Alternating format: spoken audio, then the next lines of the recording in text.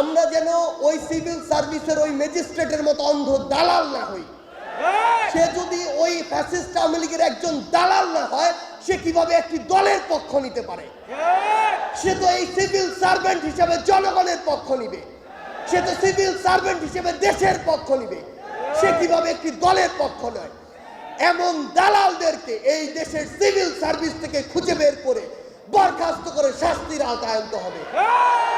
এই দেশটি কোনো দালালদের জন্য? জনগণের ট্যাক্সের টাকায় তাদের বেতন হয় কি দালালি করার জন্য? এই সকল দালালদেরকে অবশ্যই ব্যবস্থার আওতায় আনতে হবে। আমরা স্পষ্ট করে প্রত্যেকটি জায়গায় বলেছি, 24-এর ছাত্র জনতার অভ্যুত্থানে ফ্যাসিস্ট হাসিনার যে আমরা পতন ঘটিয়েছি, ফ্যাসিস্ট আওয়ামী লীগের দালালরা ব্যতীত বাংলাদেশের সকল দলের, মতের, ধর্মের, বর্ণের, বয়সের মানুষের স্বতঃস্ফূর্ত অংশগ্রহণ ছিল বলেই এই অভ্যুত্থান সফল হয়েছে। এই ক্রেডিট সকলের, এই আন্দোলনের মাস্টার মাইন্ড, এই আন্দোলনে অংশগ্রহণকারী সকল আন্দোলনকারী।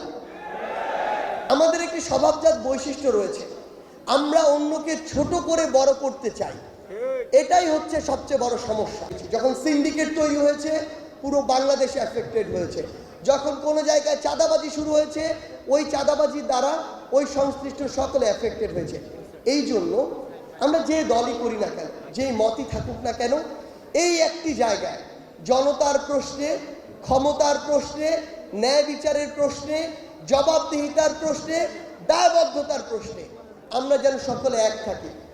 এবং একটি জিনিস মনে রাখবেন, আমরা যে দলই করি না কেন, ওই দলের গঠনমূলক সমালোচনা করার গার্স যেন আমাদের থাকে।